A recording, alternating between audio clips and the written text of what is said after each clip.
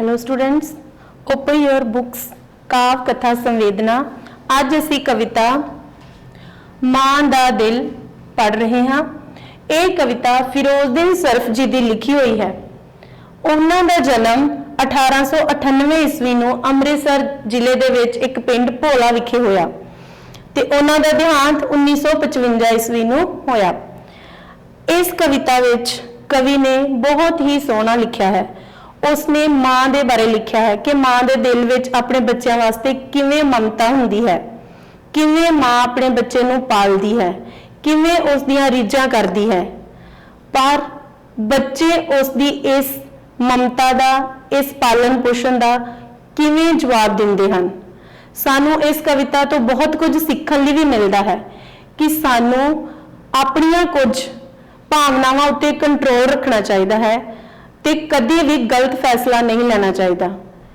अपने माँ बाप का, उन्हां दी ममता का हमेशा ही कर्ज चुकाना चाहिए है। असी वैसे उसका कर्ज नहीं चुका सकते, लेकिन सानू इसका सही तरीके नाल सोचना चाहिए कि असी केड़ा काम करना है, केड़ा नहीं करना। Now open your books, page number 76। इस कविता विच कवि ने दस्या है कि मां अपने पुत्र दे सुख लई आप सब तकलीफां सहारदी है, पर पुत्र कपुत्र बनन लग्या देर नहीं लाउंदा। मां शां जिंदगी दे निकरे जहे दिल विच सोमा मुहब्बतां दा रब ने पसारिया। कवि लिखता है कि मां दे छोटे जे दिल विच परमात्मा ने मुहब्बत दा, अपने बच्चे दे वास्ते ममता दा एक दरिया वांग पसार किया होया है। अज तिकन जेदा किसे था तला नहीं लब्बा, मार मार टुबियां है सारा जग हारिया। कहंदा कई कहानीकारां ने, कई कवियां ने मां दे इस प्यार, मां दी इस ममता बारे लिखण दा यतन किया है, पर इसदा सानू कुछ भी थां ठिकाना नहीं लभ्या कि मां दे दिल विच परमात्मा ने इन्नी ममता कित्थों पा दिती है। वड्डे वड्डे शायरां लिखारियां ने जोर लाके मां दे प्यार वाला फोटो है उतारिया। कवि कह रहा है कि वड्डे वड्डे लिखारियां ने, वड्डे वड्डे शायरां ने मां दी ममता बारे एक तस्वीर पैदा करने की कोशिश की है, पर वो पूरी तरह इसनूं उतार नहीं सकिया। मैं भी तस्वीर एक निक्की जही विखालना हाँ, शायरी दे रंग नाल जिन्नू मैं सवारिया।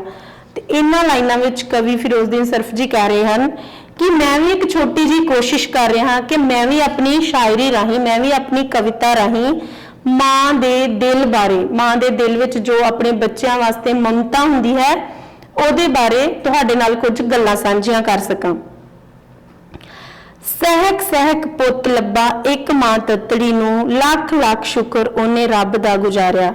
कवि दसदा है कि एक मां उन्होंने सहक सहक के बड़े ही परमात्मा दे अर्जा कर करके एक पुत्र की दात प्राप्त हुंदी है, ते ओ मां लख लख शुक्र करती है परमात्मा दे अगे, बहुत धन्नवाद करती है कि परमात्मा तेरा शुक्र है तू मैनू पुत्र की दात बख्शी। हुंदे ताण पुत नूं ना वाह तत्ती पहुन दिती, दुख वेले ओने हिरदे हिक अपनी नूं ठारिया। कहंदे कि मां दे ताण मतलब मां दे विच जद तक हिम्मत सी, उस मां ने अपने पुत नूं तत्ती वाह नहीं लगन दिती, भाव उसनूं कोई भी दुख तकलीफ नहीं होण दिती। हर जद भी कोई दुख सुख हुंदा सी ते मां अपने उत्ते सहार लैंदी सी, अपने पुत नूं तत्ती वाह नहीं लगन दिंदी सी। दिनां ते महीनियां दे वरे बीते, बैठा फिर रेड़िया तुराया ते खिलारिया। इन्हां लाइनां विच कवि दसदा है कि समा लंघदा गया, जिवें बच्चा दिनां दा, फिर कुछ महीनियां दा ते फिर कुछ सालां दा हो गया, भाव वो जवान होण लगा। पहला जिवें बच्चा सानू पता है बैठदा है, बैठना सीखदा है, फिर वो रेड़दा है, तुरना सीखदा है, इस तरह फिर वो अपने पैरों ते खलोना, भाव थोड़ा जवान हुंदा है। दे दी वार लोरियां मुहब्बतां असीसां वाले, मां ने मुरारा खुशी आस दा उसारिया। मां ने जिवें इन्नियां ममता दे नाल लोरियां दे दे के, इन्नी मुहब्बत नाल, प्यार नाल, असीसां दे दे के अपने पुत्र नूं पालिया, ते जद थोड़ा जवान होया ਤੇ ਮਾਂ ਨੂੰ ਉਹਦੇ ਤੋਂ ਥੋੜੀ ਜੀ ਆਸ ਦੀ ਕਿਰਨ ਹੋਈ ਕਿ ਇਹ ਮੇਰੇ ਬੁਢਾਪੇ ਦਾ ਸਹਾਰਾ ਬਣ ਗਿਆ ਹੈ। ਫੁੱਟ ਪਈ ਅੰਗੂਰੀ ਕੱਕੀ ਗੋਰੇ ਗੋਰੇ ਮੁਖੜੇ ਤੇ। ਅੰਗੂਰੀ ਕੱਕੀ ਤੋਂ ਭਾਵ ਹੈ ਕਿ ਉਹਦੇ ਚਿਹਰੇ ਤੇ, ਬੱਚੇ ਦੇ ਚਿਹਰੇ ਤੇ ਮੁੱਛਾਂ ਤੇ ਦਾੜੀ ਆਉਣ ਲੱਗ ਪਈ, ਭਾਵ ਉਹ ਜਵਾਨ ਹੋ ਗਿਆ। ਫੁੱਲ ਵਾਂਗੂ ਆਣ ਕੇ ਜਵਾਨੀ ਨੇ ਸ਼ਿੰਗਾਰਿਆ। ਤੇ ਉਹ ਬੱਚਾ ਜਦੋਂ ਜਵਾਨ ਹੋ ਗਿਆ ਤੇ ਜਿਵੇਂ ਫੁੱਲਾਂ ਤੇ ਜੋਬਨ ਹੁੰਦਾ ਹੈ, ਭਾਵ ਉਹ ਬੱਚਾ ਬਹੁਤ ਹੀ ਫੁੱਲਾਂ ਵਾਂਗ ਖਿੜਿਆ ਹੋਣ ਲੱਗਾ, ਬਹੁਤ ਹੀ ਸੋਹਣਾ ਸੁਨੱਖਾ ਨਿਕਲਿਆ। ਸਦਰਾਂ ਮੁਰਾਦਾਂ ਵਾਲੇ ਦਿਨ ਜਦੋਂ ਨੇੜੇ ਟੁੱਕੇ, ਹੋਣੀ ਹੁਰਾ ਆਣ ਉਦੋਂ ਚੀਨਾ ਇਹ ਖਿਲਾਰਿਆ। ਜਦੋਂ ਕਹਿੰਦੇ ਕਿ ਸਦਰਾਂ ਮੁਰਾਦਾਂ ਵਾਲੇ, ਭਾਵ ਮਾਂ ਨੂੰ ਆਪਣੇ ਬੱਚੇ ਤੋਂ ਕਾਫੀ ਸਾਰੀਆਂ ਉਮੀਦਾਂ ਹੋਣ ਲੱਗੀਆਂ ਕਿ ਮੇਰੇ ਬੱਚੇ ਨੇ ਹੁਣ ਮੇਰੇ ਵਾਸਤੇ ਇਹ ਕਰਨਾ ਹੈ, ਜਵਾਨ ਹੋ ਗਿਆ ਆ, ਮੇਰੀ ਹੁਣ ਮਮਤਾ ਦਾ ਇਹਨੇ ਕਰਜ਼ ਲਾਉਣਾ ਆ। ਤੇ ਇੱਕ ਹੋਣੀ ਭਾਵ ਇੱਕ ਗਲਤ ਜੋ ਬੱਚੇ ਦੇ ਵਿੱਚ ਸੋਚ ਆਉਣ ਲੱਗੀ, ਉਹਨੇ ਆਣ ਕੇ ਆਪਣਾ ਵਸ ਜਿਹੜਾ ਆ ਘਰ ਦੇ ਉੱਪਰ ਖਿਲਾਰ ਦਿੱਤਾ। ਤੁਰੇ ਤੁਰੇ ਜਾਂਦੇ ਨੂੰ ਖਲੋਤੀ ਇੱਕ ਸੁੰਦਰੀ ਨੇ ਖਿੱਚ ਕੇ ਦੁਗਾੜਾ ਖੂਨੀ ਨੈਣਾ ਵਿੱਚੋਂ ਮਾਰਿਆ। ਭਾਵ ਜਦੋਂ ਉਹ ਬੱਚਾ ਜਵਾਨ ਹੋ ਗਿਆ ਤਾਂ ਉਸ ਨੂੰ ਇੱਕ ਲੜਕੀ ਮਿਲੀ ਤੇ ਜਿਹਨੇ ਉਸ ਬੱਚੇ ਨੂੰ ਆਪਣੇ ਵੱਲ ਆਕਰਸ਼ਿਤ ਕਰ ਲਿਆ। ਭਾਵ ਬੱਚੇ ਦਾ ਜਵਾਨ ਹੋਣ ਤੇ ਉਹਦਾ ਧਿਆਨ ਉਸ ਲੜਕੀ ਦੇ ਵੱਲ ਆਕਰਸ਼ਿਤ ਹੋ ਗਿਆ ਤੇ ਉਹ ਉਸ ਨੂੰ ਪਸੰਦ ਕਰਨ ਲੱਗ ਗਿਆ। ਕਾਲੇ ਕਾਲੇ ਵਾਲਾਂ ਦੀਆਂ ਕੁੰਡਲਾਂ ਤੇ ਵਲਾਂ ਵਿੱਚ ਚੰਦ ਪੁੱਤ ਮਾਂ ਦਾ ਇਹ ਗਿਆ ਪਰਵਾਰਿਆ।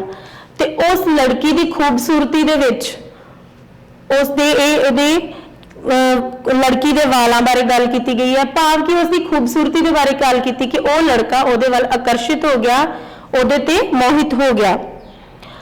ਚੰਦ ਪੁੱਤ ਮਾਂ ਦਾ ਇਹ ਗਿਆ ਪਰਵਾਰਿਆ, ਭਾਵ ਇਹ ਮਾਂ ਦਾ ਚੰਦ ਪੁੱਤ ਉਹਦੇ ਵੱਲ ਆਕਰਸ਼ਿਤ ਹੋ ਗਿਆ, ਉਸ ਨੂੰ ਸਾਰਾ ਕੁਝ ਆਪਣਾ ਬਣਾ ਬੈਠਾ। ਬਿੱਟ ਬਿੱਟ ਵਹਿੰਦੇ ਉਹਨੂੰ ਉਸ ਨਾਰੀ ਪੁੱਛਿਆ ਏ, ਇੱਥੇ ਕੋ ਖਲੋ ਰਿਹਾ ਏ ਏਦਾਂ ਤੂੰ ਵਿਚਾਰਿਆ। ਤੇ ਉਸ ਲੜਕੀ ਨੇ ਉਸ ਲੜਕੇ ਨੂੰ ਪੁੱਛਿਆ ਕਿ ਤੂੰ ਏਦਾਂ ਇੱਥੇ ਖਲੋ ਕੇ ਮੇਰੇ ਵੱਲ ਲਗਾਤਾਰ ਬਿੱਟ ਬਿੱਟ ਕਿਉਂ ਵੇਖੀ ਜਾ ਰਿਹਾ ਹੈ।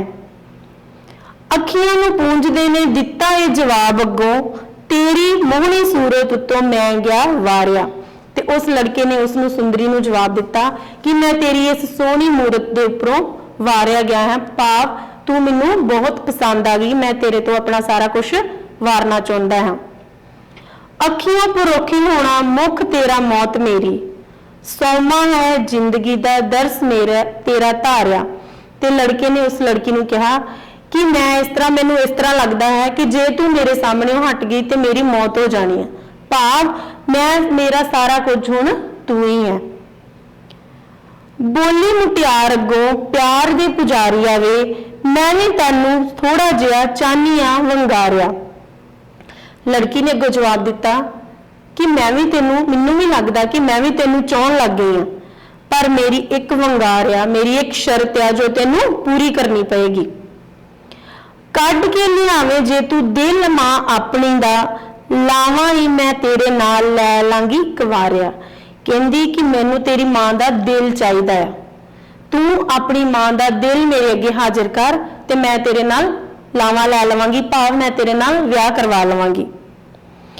ਇੰਨੀ ਗੱਲ ਸੁਣੀ ਤੇ ਉਹ ਨੱਸਾ ਨੱਸਾ ਘਰ ਆਇਆ, ਆਨ ਸੁੱਤੀ ਮਾਂ ਦੇ ਕਲੇਜੇ ਛੁਰਾ ਮਾਰਿਆ। ਜਦੋਂ ਉਸ ਸੁੰਦਰੀ ਨੇ ਉਹਦੇ ਅੱਗੇ ਇਹ ਸ਼ਰਤ ਰੱਖੀ ਕਿ ਮੈਨੂੰ ਤੇਰੀ ਮਾਂ ਦਾ ਦਿਲ ਚਾਹੀਦਾ ਆ, ਤੇ ਉਹ ਲੜਕੇ ਨੇ ਬਿਨਾਂ ਕੁਝ ਸੋਚਿਆ ਵਿਚਾਰਿਆ ਉਸ ਦੇ ਪਿਆਰ ਵਿੱਚ ਅੰਨਾ ਹੋ ਕੇ ਘਰ ਦੌੜਾ ਦੌੜਾ ਆਇਆ। ਉਸ ਦੀ ਮਾਂ ਉਸ ਵੇਲੇ ਸੁੱਤੀ ਹੋਈ ਸੀ, ਉਸ ਨੇ ਆਪਣੀ ਮਾਂ ਦੇ ਦਿਲ ਵਿੱਚ ਭਾਵ ਕਲੇਜੇ ਵਿੱਚ ਛੁਰਾ ਮਾਰ ਕੇ ਉਸ ਦੀ ਮੌਤ ਉਸ ਨੂੰ ਮਾਰ ਦਿੱਤਾ ਤੇ ਉਸ ਦਾ ਦਿਲ ਕੱਢ ਲਿਆ। ਸ਼ਗਨਾਂ ਦੀ ਮਹਿੰਦੀ ਜਿਹਨੇ ਹੱਥਾਂ ਉੱਤੇ ਲਾਉਣੀ ਸੀ, ਇਸ ਲਾਈਨ ਵਿੱਚ ਕਵੀ ਕਹਿੰਦਾ ਕਿ ਮਾਂ ਨੇ ਆਪਣੇ ਪੁੱਤਰ ਦੇ ਜਿਹੜੇ ਹੱਥਾਂ ਨਾਲ ਸ਼ਗਨ ਮਨਾਉਣੇ ਸਨ ਤੇ ਪੁੱਤਰ ਨੇ ਘੋੜੀਆਂ ਸੁਹਾਗ ਗਾ ਕੇ ਚੰਨਾ ਮਾਹੀਆ ਤਾਰਿਆ, ਭਾਵ ਕਿ ਮਾਂ ਨੇ ਉਸ ਦੀਆਂ ਸੁਹਾਗ ਘੋੜੀਆਂ ਗਾਉਣੀਆਂ ਸਨ। ਅੱਜ ਉਹੀ ਦੀ ਰਾਤ ਵਿੱਚ ਹੱਥਾਂ ਨੂੰ ਹੰਗਾਲ ਕੇ ਵੇਖੋ ਖੂਨੀ ਪੁੱਤ ਨੇ ਪਿਆਰ ਕੀ ਨਤਾਰਿਆ। ਤੇ ਕਹਿੰਦੇ ਕਿ ਵੇਖੋ ਉਸ ਪੁੱਤ ਨੇ ਅੱਜ ਕੀ ਕੀਤਾ ਕਿ ਉਸ ਮਾਂ ਦੇ ਖੂਨ ਦੇ ਨਾਲ ਆਪਣੇ ਹੱਥ ਰੰਗ ਲਏ, ਭਾਵ ਉਸ ਨੂੰ ਮਾਰ ਦਿੱਤਾ। ਇਹਦੇ ਵਿੱਚੋਂ ਸਾਨੂੰ ਇਹ ਲੱਭਦਾ ਕਿ ਕਿਵੇਂ ਇੱਕ ਬੱਚਾ ਜਿਹੜਾ ਆ ਜਦੋਂ ਜਵਾਨ ਹੁੰਦਾ ਆ ਤੇ ਉਹ ਕਿਵੇਂ ਦੇ ਗਲਤ ਕੰਮ ਕਰ ਸਕਦਾ ਹੈ। उसनूं सारी होश जिहड़ी आ वो भुल जांदी ते वो गलत काम करन लग जांदा है। ओढ़क उथों उठ नसा दिल लैके मां दा ओहदे लई जेदे लई कहर सी गुजारिया। कहंदे फिर वो पुत्र ने अपने हाथ विच मां दा दिल फड़िया ते उथों दौड़ गया, क्योंकि उन्हें उस सुंदरी नूं मिलना सी जिहदे करके उन्हें अपनी मां दे उपर एक कहर गुजारिया सी, अपनी मां दा कतल कर दिता सी।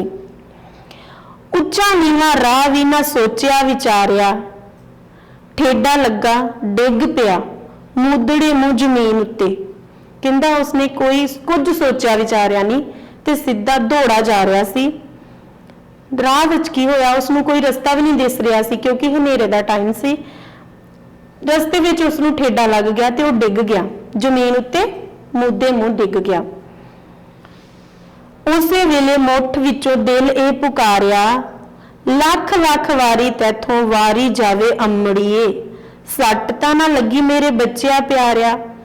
कहंदे पर उसने जो अपने हाथ विच अपनी मां दा दिल फड़िया होया सी, जद वो बच्चा डिग गया ते मां दे दिल ने फिर आवाज दिती कि मेरे सोहणिया पुत्रा तू डिग गया है, किते तेनों कोई सट तो नहीं लग गई। वेखो कि एक मां दा दिल किवें अपने बच्चे दी ममता विच भिज्या हुंदा है। जद एक पुत्र अपनी मां दा कतल भी कर दिंदा है, पर मां फिर भी उस दे नाल ममता ही जताउंदी है। सरफ जी ये हौसला है मां दे प्यार दा, पुੱਤ हथों मार के भी मोह नहीं विसारिया। इन्हां लाइनां विच फिरोਜ਼ਦੀਨ सरफ जी कहंदे हन कि वेखो एक मां दा हौसला कि उसके पुत्र ने उसका कतल भी कर दिता, उसनूं मार भी दिता, लेकिन उसके दिल विचों मां दे दिल विचों अपने बच्चे दे वास्ते ममता जिहड़ी है वो विसरी नहीं। फिर भी वो अपने पुत्र नूं कह रही है कि मेरे पुत्र तैनूं कोई सट ते ना लगी। सो बेटा सानूं इस कविता तो यह सिक्ख्या मिलती है कि सानूं कभी भी अपनी इस उम्र दे विच कोई गलत फैसला नहीं लेना चाहिए जिहड़ा साडे लई नुकसानदायक होए।